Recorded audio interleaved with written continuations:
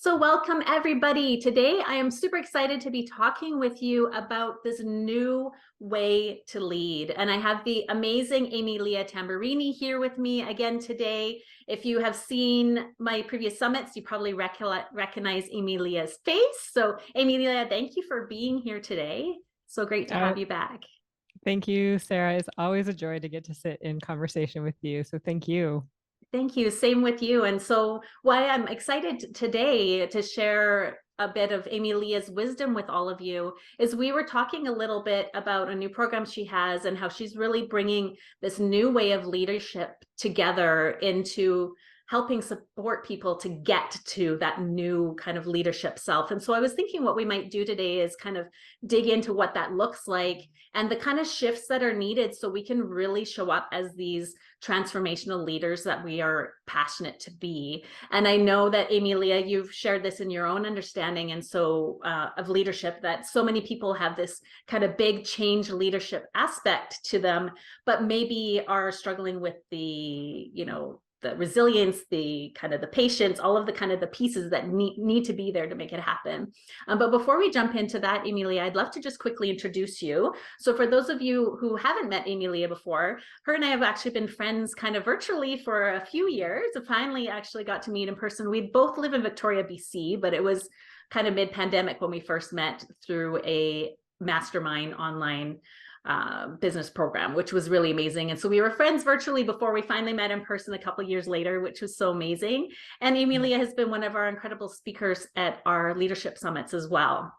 So Ame-Lia has an amazing podcast called The Circle of Change. And if you haven't heard of it before, I highly recommend it. I'll actually link it below so you can follow her there. And she's going to talk about all of these types of topics and other things. She interviews amazing people there as well. And then she also has a consulting business called Hum Consulting, where she supports people through change, leadership, a lot of variety of things. And one of the things I know, Ame-Lia, that I think of when I think of you is this kind of the circle format of communication and facilitating that as well. And also your work in a variety of different things. So maybe if you wouldn't mind maybe giving a little bit of an introduction about the different kind of areas that you're passionate about, and then we can dive into this leadership topic. Yeah, thanks, Sarah. So really the focus of Hum, it keeps shifting, as you know, as an entrepreneur. It's a lot of following the nudges and seeing what's needed and adapting, really focusing on how I can give my gifts in the special way that I'm meant to in various contexts. So the areas that I work are around creating cultures of belonging. And I do that through hosting workshops and collective experiences together in circle in schools and organizations and in wider communities. And that work is really near and dear to my heart because I think it really sets the foundation for all the big topics that we're dealing with right now around inclusion, diversity, reconciliation. It's really helping people get the bodies to be in those conversations. And then I'm also in a lot of consulting roles where I'm supporting to bridge worldviews, particularly between Indigenous and non-Indigenous communities. And that work is near and dear to my heart because I fundamentally believe that Indigenous ways of knowing are what is needed today to support us all to not only live more meaningful lives, but also to heal our communities and heal our planets. And we'll get more into it as we talk about the leadership program, but that's really sort of the essence of that experience. Oh, beautiful. And even just as hearing you talk about it, Ame-Lia, it makes me have shivers. We are in a society change kind of process right now, and those that are participating or wanting to contribute, I think there is an unsureness or a tentativeness. I haven't seen in my work, in my board work, I'm helping out with equity, diversity, and inclusion within a nonprofit here in Canada. And there's a willingness. Some people are unsure, but there's a willingness, but maybe not this fortitude. Mm. we can see the value of helping be more inclusive or leading organizations through this change piece to kind of evolve our cultures in this way. But how we need to show up as people and as leaders, I think, is the challenge. And so that's what I would love to dive into with you today, Ame-Lia, is what do you feel is maybe needed in this? It's something that a theme really came out in our last summit as well, is this kind of more, not just authentic, but it's it's beyond just being authentic. There's what am I trying to get at? We need our own personal resilience to be able to be strong and stepping into guiding change. Mm. But I think there's a deftness, an adeptness or something. I'm not quite sure what I'm trying to get at here, that we need to know before we know how to do it. So I think that's where maybe having some guidance from people who can support folks in going through these things and sort of helping give us the confidence in how we can move forward in a way that's respectful, and creating the change instead of making harm along the way, I guess, if that makes sense. Yeah, absolutely. For me, the word embodiment comes up a Mm-hmm. lot. So it's taking all the techniques and practices and things we must do out of our heads and like planting them in our bodies. Mm. I want to read a quote from Gandhi. Gandhi has inspired me my entire life. And this is on the website as well, but it says, all the tendencies present in the outer world are to be found in the world of our body. And if we Mm. could only change ourselves, the tendencies in the world would also change. And for me, this really speaks to something you and I know very well because we've both done a lot of our own inner work. And that is that change starts from within. Mm-hmm. I think the challenge that we're in right now, the tension that we're facing is that people are kind of getting that. They know it maybe even just on an intuitive level, if not an intellectual level. But the spaces to do that work don't exist yet because our Thank workplaces, you. That's what yeah, I'm trying to get at. Like yeah, we're trying to move forward, but we don't know where we're going or how to do it. And there's this sort of, I'm sensing, and maybe it's just my own experience, but I'm sensing a bit of holding back a little bit. Whereas other change, I think it's really easy to just kind of power through. Whereas this is sort of, wait a second, what we've yeah, known is maybe not the way we should be showing up now.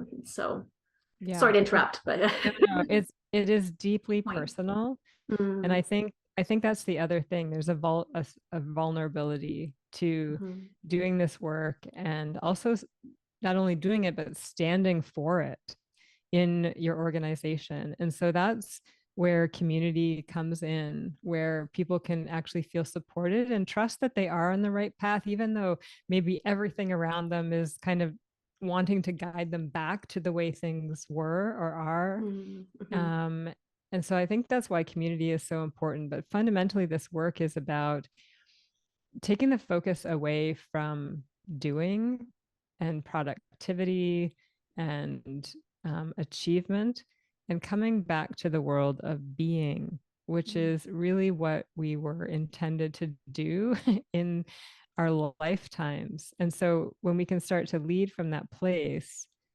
then I think that's when life just gets so much more interesting and juicy and our connections strengthen and the what we're able to actually create in the world becomes much more powerful because it comes from our authenticity, like you said before.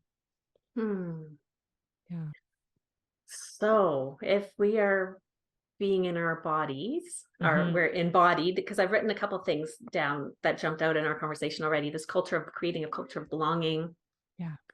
embodiment, being instead of that thinking, right? And being, and there's trust in that too. I think confidence and trust. Like there's this sort of willingness to, it's not taking your hands off driving the bus, but it's you're driving from a different location, I think. Yes. Yeah. Yeah. I think there is that piece. So I think, starting with just being comfortable in your body, creating the space to just notice what is actually happening for you.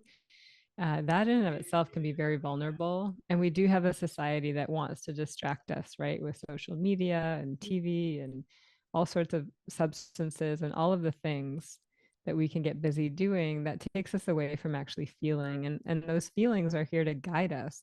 They have so much wisdom for us. So I think creating those spaces to simply feel and learn what those messages are telling us. And then I think alongside that, which is I think what you're alluding to, there is a spiritual element to this type of leadership. Mm. And people can react to spirituality because I think it has been conflated with religion and all of the trauma that comes with a lot of the religions in the world. But what we're talking about in terms of spirituality is remembering our interconnectedness, remembering Mm. that there's a force greater than us that we have access to support us at all times. And so much of the divisions that we're facing in our world right now, I believe are because we've lost that spiritual element to how it is we show up and how it is we lead. Mm. Um, so yeah. I appreciate this, and I'm actually excited to dive into this topic because it's Mhm. not something I've touched on very much in my coaching talking. It's Yeah. behind the scenes and under the surface, and so Yeah. I personally believe that for any person to reach their fullest potential, if you think about kind of human development, just in general, I think the spirituality aspects are higher levels of development. And so, regardless of what it is for someone, having that ability, we're not in that survival mode. Are we able to eat? Are we safe? There's this higher levels of being. And when we are kind of in that lower levels, survival levels, we can't necessarily, it's hard to kind of reach those higher levels of um, connectedness, like you're saying, oneness of thinking we're all connected instead of this individual pieces. And um, my goal in my coaching and my own personal leadership and my own personal life is to kind of um, show up in these kind of higher levels of being more regularly, and do what I need to kind of get there more regularly and to be able to kind of operate there more often. I've heard some of my creative friends, for me, creation is this kind of thing. For me, I create by putting a course together, but other creators I've known have been painters, for example.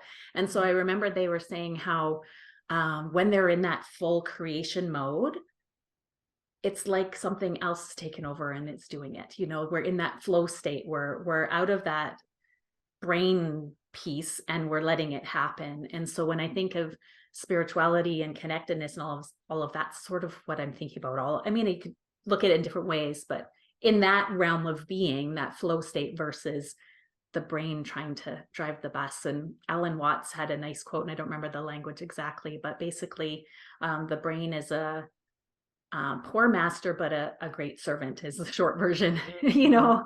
We should use our minds and our brains as a tool and not have them have it lead us, because there's so much more beyond that I think we can get into. And sorry, big, huge tangent, but this is a topic I think that is needed. And that's why I'm so excited, Ame-Lia, that you've brought this forward for leaders to say, hey, we're missing something here if we're not also including this aspect of ourselves and how we're showing up every day. Yeah. Yeah, absolutely. I think everything that you said resonates so strongly with me. And it is that relationship with our brain. Like we really have created a world where uh, we almost have to just operate with our brain because it's quick acting, it makes decisions quickly, but it makes decisions to protect us all the time. That's like the primary function of our brain.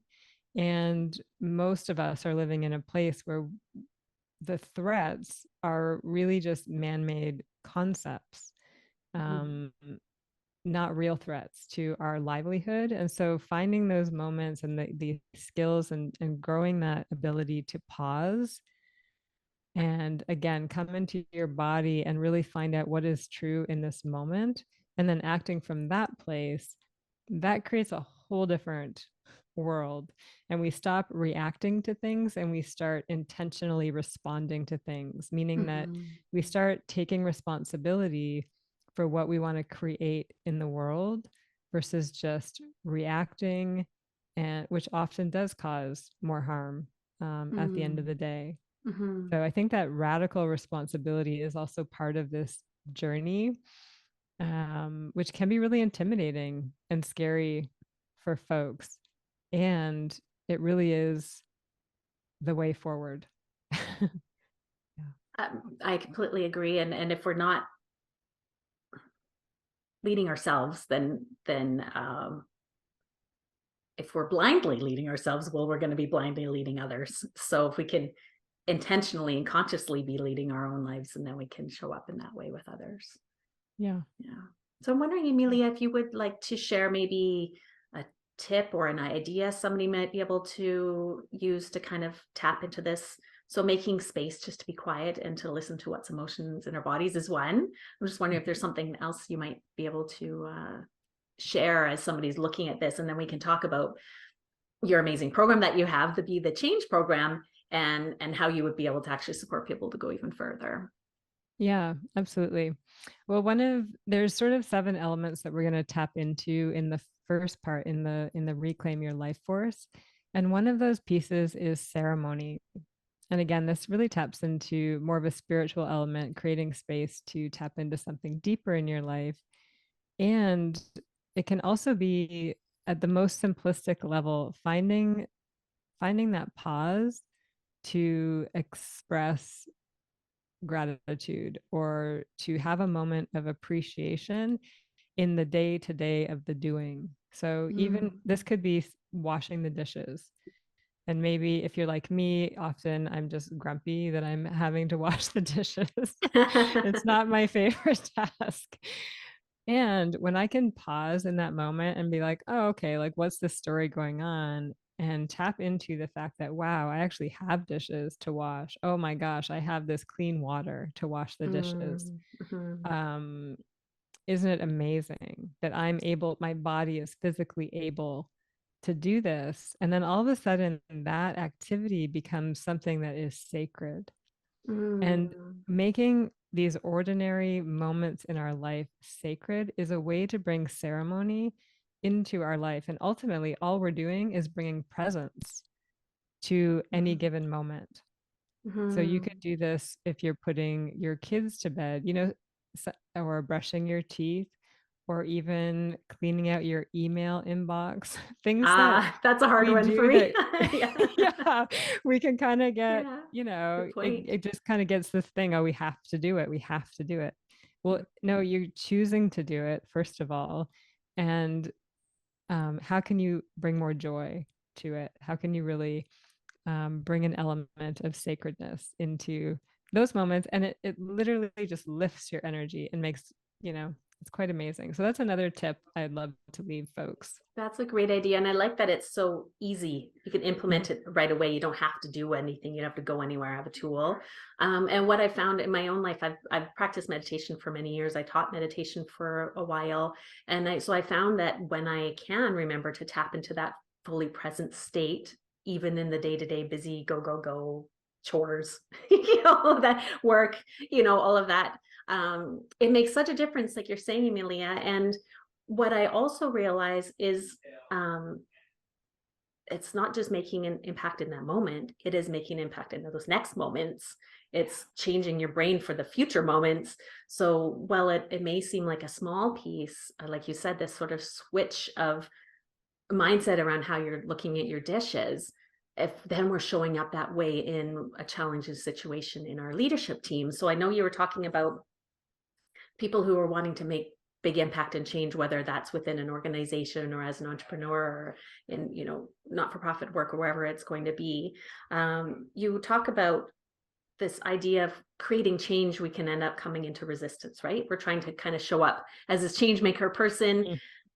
So I wonder if you can kind of speak to that tension, because that's my understanding is what you're going to be empower people with your programs, to say, well, how do you show up so you can move through this, so you can continue to lead that change beyond these resistant points that you might run into. Beautiful. Yeah. I mean, resistance is everywhere right now. You don't have to look too far to figure that out.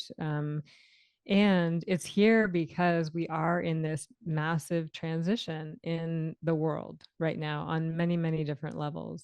And so when that level of change is coming, when that level of change is present, our bodies naturally just want to protect and stop and know and stay in the status quo. And that comes out of us in all sorts of weird and wonderful ways.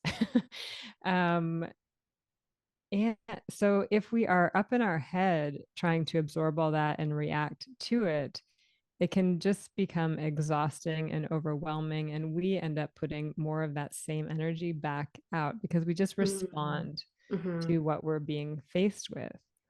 But if we can see that resistance and really understand what that is, um, we can make a choice to respond differently to it. And that puts out a different energy into the world, which has ripples of effect, like what you were just speaking to. So, for example, resistance is simply that fear of change. It's people feeling vulnerable, it's people feeling unsafe, unsure. And if we can approach folks with that, with more of a compassionate eye, a compassionate lens, we're able to meet them where they're at Mm-hmm. and respond appropriately and support them to come along on the journey versus trying to change them or make them be or do something that they're not ready for. It's just a different way to interact with people, and a big part of that is simply accepting people where they're at. But you Mm. really need to have that strength in your own body, that awareness, so that you know what's actually happening in that moment and can take the pause and respond with thoughtfulness and intention And to be patient. and to be patient. Yeah. I'm hearing there. Can you say more about that? Patience. Yeah. I mean, That's a hard patience. one for me. I'm like, this is going to be good for you. I've thought about it for 6 months. Let's just go. Totally. And we do that, right? Like, oh, Excuse we're me. like, I'm ready. So why aren't you ready? Patience is such a good one because I don't know about you, but I find if I haven't eaten well, I haven't slept well, I haven't taken care of my body and gotten exercise, my ability for Mhm. patience, my capacity is like nil. And so that's also part of this program, the Reclaim Your Life Force, where we're really focusing on those foundational pieces. The very first week, we get into sleep and movement and nutrition, because these are, like talking Maslow's hierarchy of needs, our basic needs. And when we're not taking care of those ourselves as leaders, it's really hard to bring patience forward and compassion forward, and to be with other people. We're just making everything, we're kind of like putting those barriers up for ourselves. Yeah, But absolutely. I think of it like a foundation. If our foundation is wonky, we're trying to do all these higher level beingnesses and Mhm. all of that, and we can't. I mean, you can try. It's really hard, I guess. Yeah, It's not gonna pay off like I think we would like to. yeah, Mhm. exactly. And there might be resistance around that.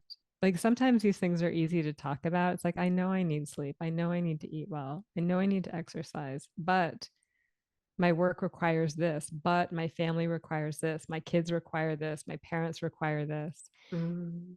And so this is where kind of the rubber hits the road and being like, okay, well, what is most important? Is Mhm. it is it everybody else's needs, which might jeopardize how you're actually able to show up and make a difference? Or can we start to look at prioritizing ourselves as the most important thing so that we can create more change in the world and make such Mm. a bigger impact? Sometimes we think that because we prioritize our own needs, we're being selfish. But what we're actually doing is saying, I'm committed to being the change I'm here to be. Mm. I It's love so it. different. Yeah.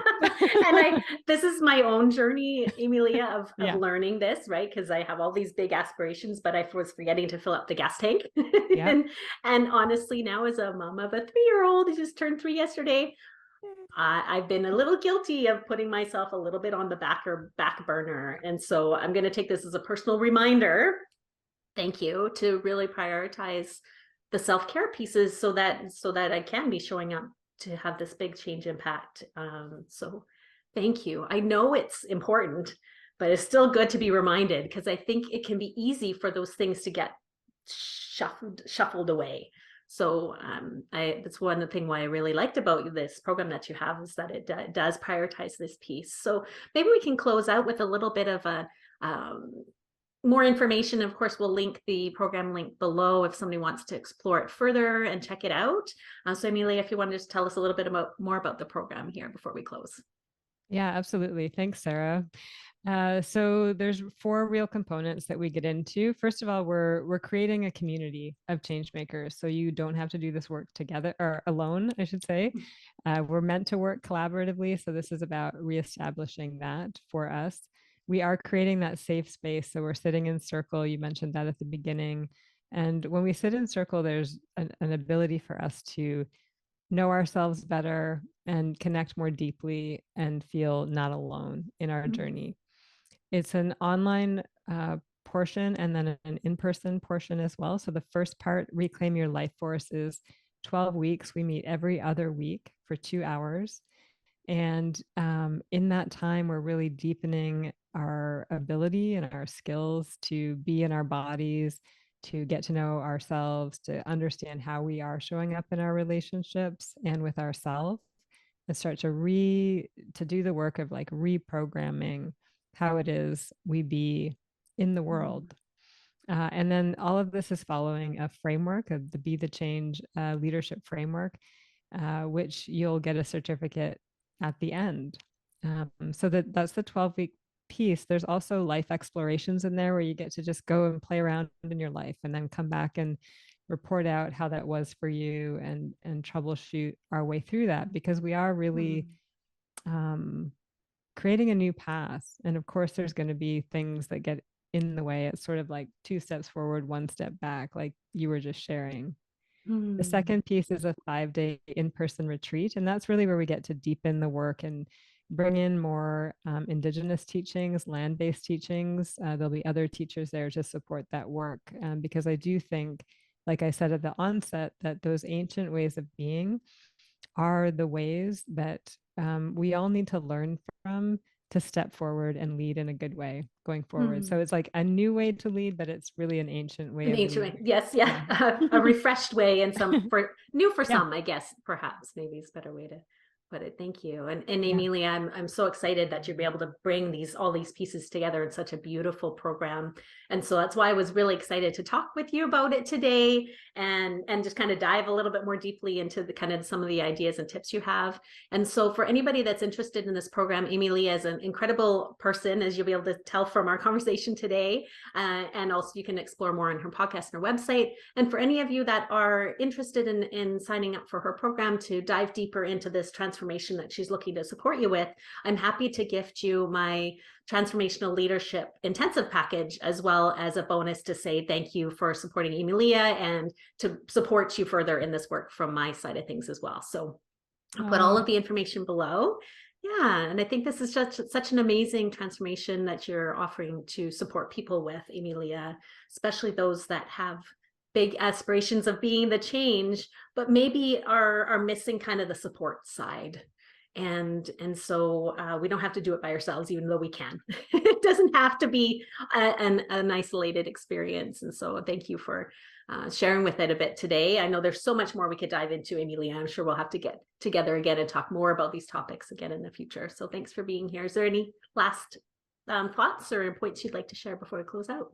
No, just deep gratitude for you. And thanks for that beautiful gift. That's so supportive, because that one-on-one work that you offer in that package, I think, is sometimes necessary too. We have the group space, and being able to tap in and have a deep conversation with you who is so tuned in to this work as well is an amazing add-on, value add. So thank you so much for that, and for all that you are and do in the world.